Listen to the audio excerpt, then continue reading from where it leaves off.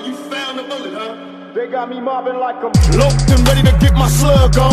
I load my clip and slip my motherfucking gloves on. I ain't scared to blast on these suckers if they test me. Trust, I got my Glock, cop player if they press me. Bust some motherfuckers with a passion, better duck, cause I ain't looking with them.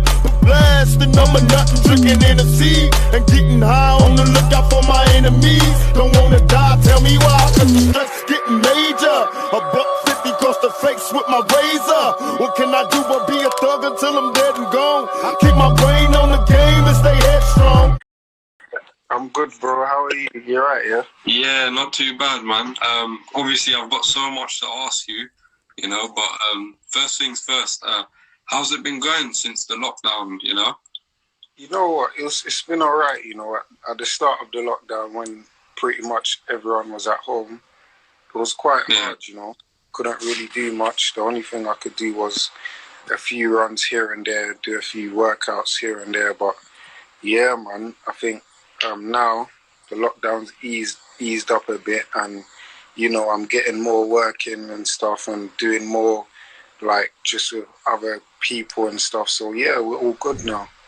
Yeah, I interviewed Pester before, John Harden Jr., and he's told me a lot about you, you know, his sparring sessions with you, everything like that. But yeah, apart from that, I just wanted to get in touch with how you started your boxing career and how did the journey start for you?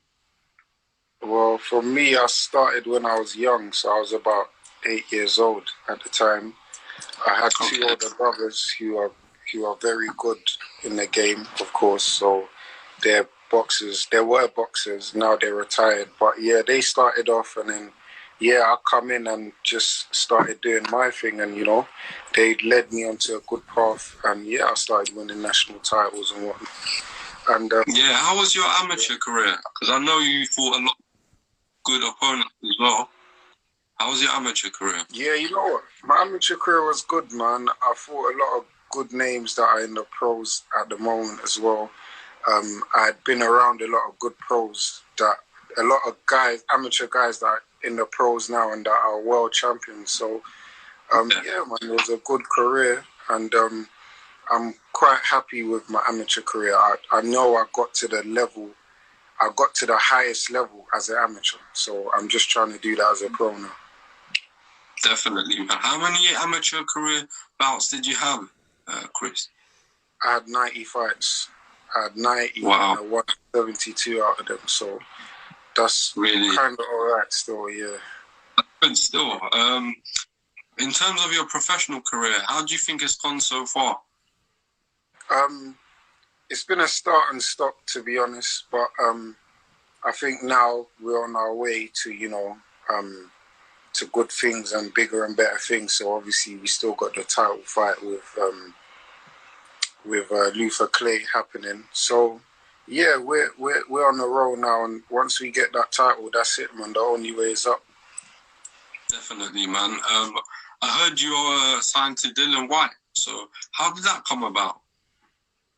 Well, you know, Dylan's always been around the gym in Miguel's where we train, where I started off my career. So we've always been around Dylan, and Dylan mentioned a thing where he was around people at the highest level, sparring them, and no one actually helped him. So he wanted to just help us in terms of put us on good platforms and get us the fights that we need. So and he reached out. So yeah, we just managed to sign the deal and just get it going, man.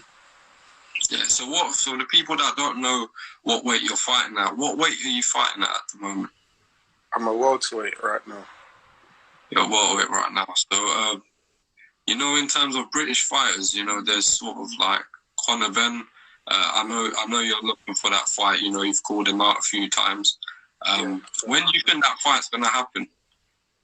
Boy, whenever he wants to, you know, get it going. I mean, I got this. What I don't like to do is look at other fights. Right now, my main focus is on Luther Clay, so he's not even in my mind at the moment. But I would be happy to take that right after Luther Clay, to be honest. So I'll definitely be up for that. Definitely, man. I've heard you've been sparring a lot of good professional fighters, you know.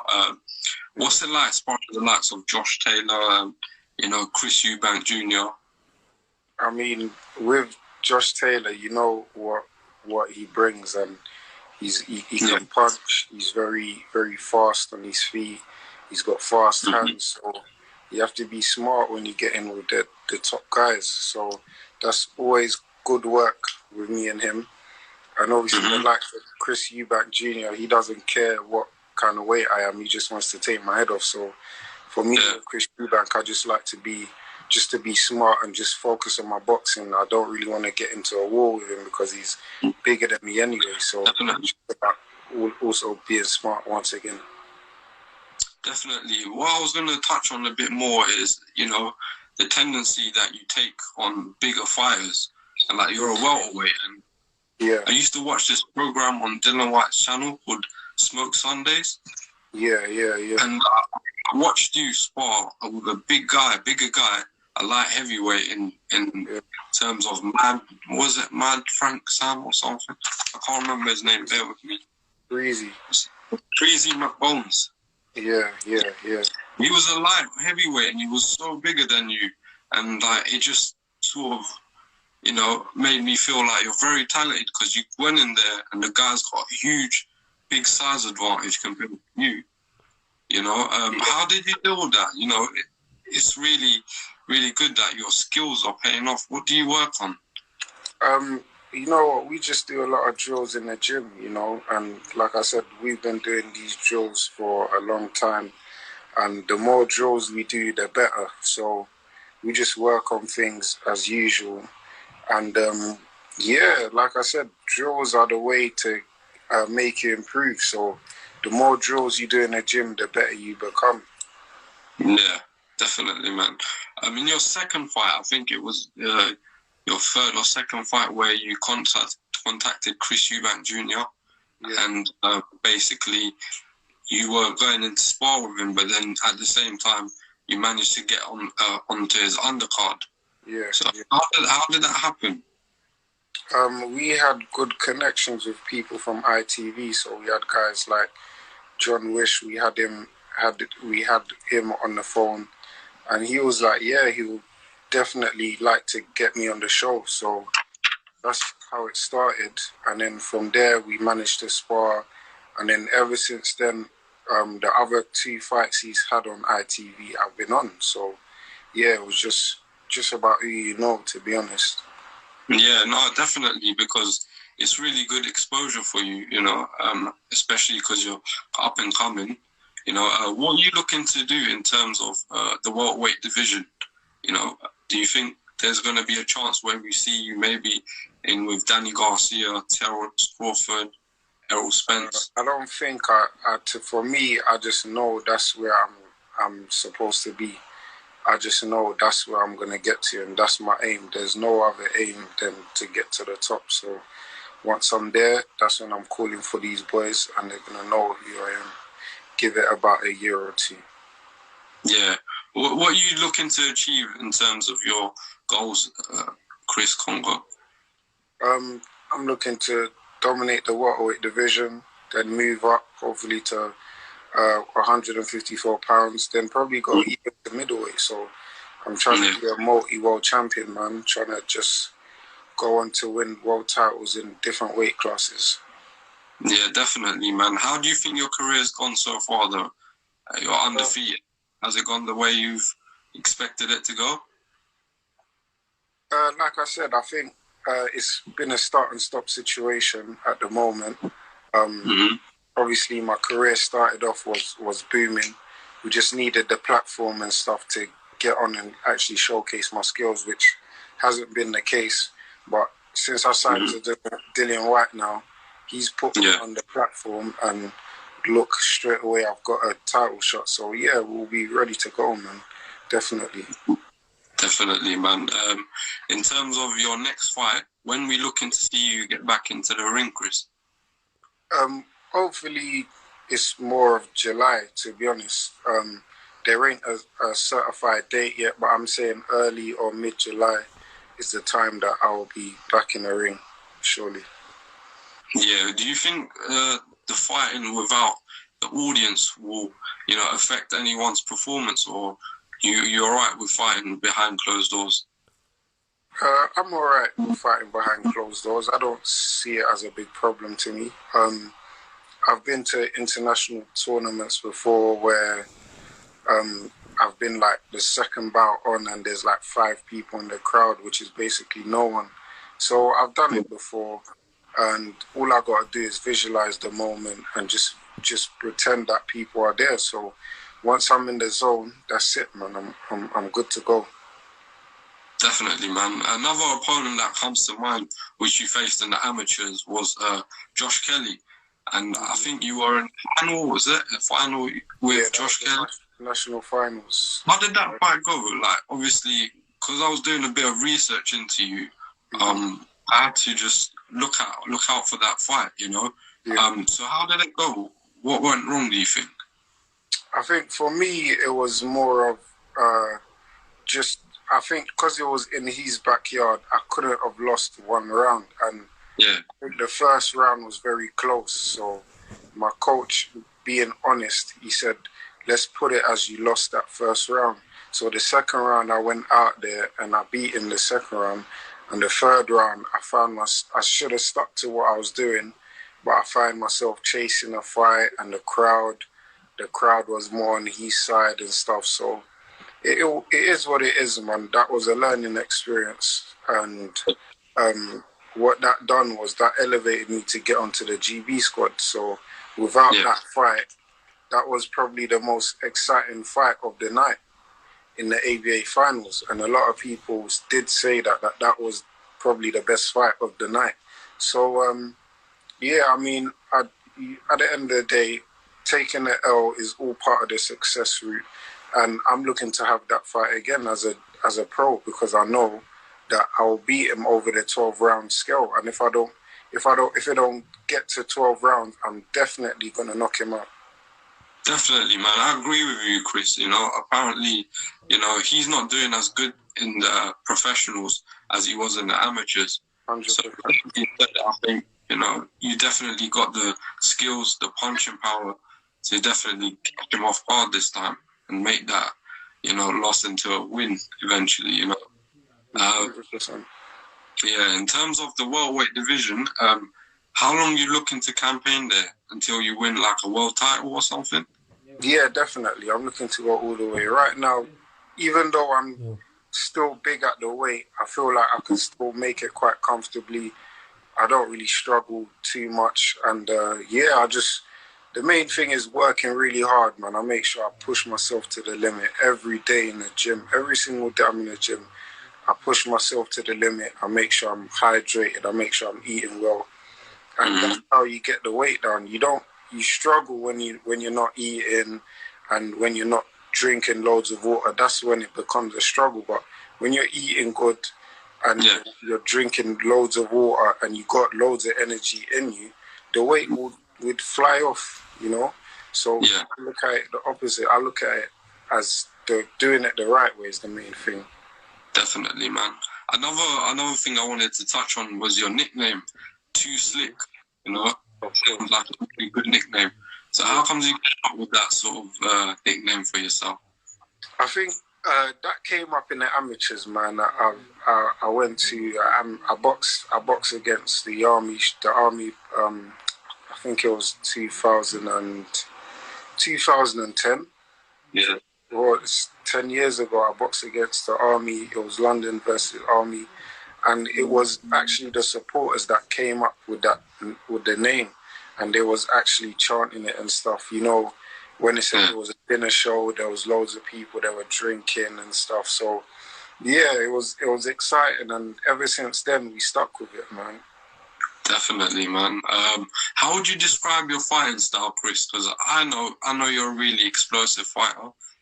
But how would you describe it? For me, I would describe it as a fighter that doesn't get hit as much, smooth, skillful, and also a big puncher. So I know I can hit, and I know once I have someone hurt, they ain't seeing the final bell, man. Definitely, man. Obviously, you've mentioned that you've sparred much bigger guys as well. How do you think you do with them compared to how they do with you? I mean, for me, it's all about not getting hit by these guys because these guys are big, man. These guys are big. They're strong. The less I get hit, is that gives me more time. It makes me last longer in this sport here, in this game. So, like Floyd said, the less you get hit, the longer you last in the sport. So we just gotta keep doing what we're doing. I just gotta keep doing my thing and just sticking to the game plan as I always do. Definitely, man. I agree with you on that. How's Dylan White's influence been on you? What advice has he given to you? It's been great, man. The main thing, he's just telling me to stay sharp and just stay ready and not overtrain, but also don't undertrain as well. So you want to be at a level where if they called you in, well, the realistic time they're going to give us is 6 weeks, which I think is perfect time for a fighter like me so early in my career. We ain't fighting for world titles yet where we need 8 to 12 weeks and stuff. So I think 6 weeks is perfect. That's the actual realistic time I think we're going to get. So that's good enough for me. And even if they gave me 4 weeks, I'll be happy with that. I'll be happy to take that and be happy to be fighting in 4 weeks. Definitely, man. When do you think you're going to be fighting for a world title? Is it first that you're looking for a British title first? Or I'm looking for any titles, man. Any titles that come to me, any titles that get put my way, I'll be ready to take on. So I don't mind. It can be a British, it can be an intercontinental title to get me in the world rankings. Just know that I will be ready regardless. Definitely, man. I can't wait to your next fight, man. Who you looking to fight next then? Is it Luther Clay? Yeah, 100%. Luther Clay, we're still going to make that fight happen. I know he's been getting called out and he's been more focused on fighting this guy Tamuka. That's good because that shows he ain't really focused on me at the moment. He's put too much energy in Tamuka. And then when he comes to fight me, he's going to get a big shock because he's put all his energy over there. He ain't really focused on me, you know. And I just know that, to be honest, he doesn't really want to fight because I've heard too much stuff about him pulling out and whatnot. But let's see if it happens. You know. But for me, in my head, I'm still fighting Luther Clay. I'm still going to get the title. And yeah, even on my phone, the display picture is the title. So that's what I'm looking at every day. So I know, and he knows that Tamuka is an easier route for him, you know. So he'll rather fight Tamuka than me. Of course, man. You are very good for your age as well, and the fact that you're sparring these other big heavyweights, these big guys that are in other weight divisions, you know, it's only going to make you a better fighter, you know. 100%. Definitely. What else are you looking to achieve in terms of your boxing career? The main thing is me, once I grab the world titles, try to go to different weight classes also. And just go from there, man. Sky's the limit. You never know. It could be 3, 4, 5 different weight classes. But you only time will tell. Do you think skills pays the bills? I've heard that saying a lot, but what do you think about it? Bills, man. 100% always pays the bills, regardless, you know? In terms of that saying, who do you prefer watching as a fighter? You know, who's your favourite fighters? I've been watching a lot of old school Adrian Broner at the moment. When he was the lightweight Adrian Broner and the super bantamweight Adrian Broner, that's the undefeated Broner. I've been watching a lot of him, just some stuff he does very smart. I've been watching a lot of Lomachenko and just his technical ability and just how he takes his head off the line, how he moves his feet. and you know, just the top fighters, man. You know, so yeah, they're my main two. In terms of like Adrian Broner, you know, that guy had a lot of talent, you know, but what do you think went wrong in his career? Because it's mad. It could have been the people around him. It could have been himself, his attitude. As he's made a lot of money in the sport, he was a world champion at the age of 21, 22. So maybe he was just involved more in just having fun. So you never know. I mean, you never know. Yeah, in terms of yourself, Chris, I can see you getting to that stage where Adrian Broner is at. But how would you sort of deal with that? You know, not let any distractions get into your career. How would you deal with that? I mean, I got the right people around me, so I'm sure if I was going off to the wrong path, I'm sure I have the right people to guide me and you know, and me, I like to listen to advice. I think Adrian Broner is a person, he don't care about any advice and, you know, stuff like that. So, I just think Adrian Broner is his own man and I'm my own man. For real, man. I hear that, man. How much has boxing done for you, you know, since growing up, Chris? It's done quite a lot. It's kept me in a straight narrow. It's took me to places around the world which I probably wouldn't have gone myself. It's made me meet a lot of people, a lot of genuine people, a lot of good, clean-hearted people, just even in the gym, you know, because I've always been in the gym from when I was young. So, I mean, it's done a lot for me, man, and it's made me a very disciplined person. I know how to discipline myself, and I just know how to work hard for something that I want. So, yeah, definitely. I know you're really early on in your career at the moment. You've only had about 11, 12 professional fights. But what sort of challenges have you faced since turning professional? The only challenges at the moment is people not wanting to fight. Oh, really? Yeah, I mean, there ain't really been any other challenges. I've been asking these guys that, look, let's make the fight happen. And some of them have been on it and some of them have said no, so there's nothing we could do. Why do you think they're not fighting? Is it because you're so good? Is that the reason why? I don't know. I wish I could sit them down right in front of me and ask them. In terms of that sort of fighters declining you, who's declined you? That's what I'm interested to know. Tyrone Nurse has declined the fight. Yeah. Who else? I was supposed to fight Louis Green. He's top 10 in the welterweight at the moment. Okay. So he had the Southern Area title. We asked for that 3 times on 3 different occasions, and he said no. And then when my manager at the time put me up to be mandatory, the boxing board agreed and said, we'll mandate Chris. So now he has to fight or vacate the title. And you know what happened? He vacated the title.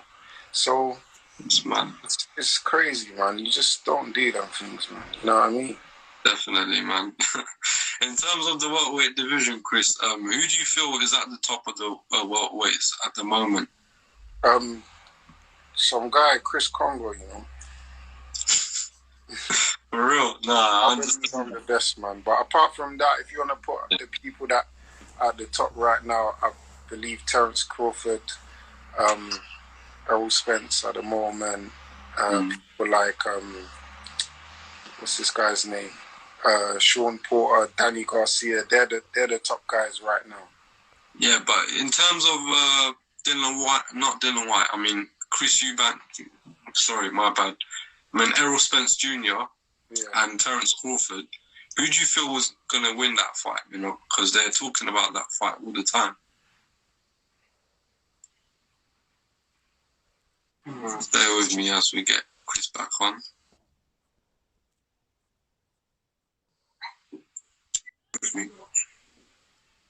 He's looking to fight next, and he's in that division.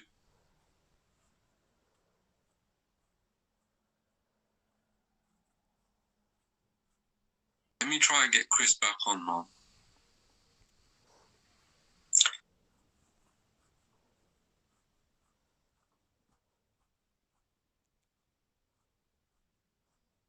Spence Jr.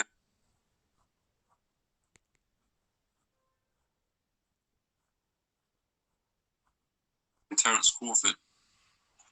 I think when you're looking at them two guys that are the top right now, you have to look at who is doing better, and you have to look at who's more versatile in terms of fighting style and in terms of who's beat the better opponents. And for me, that's obviously been Terence Crawford, because he's boxed at the highest level at a lower weight.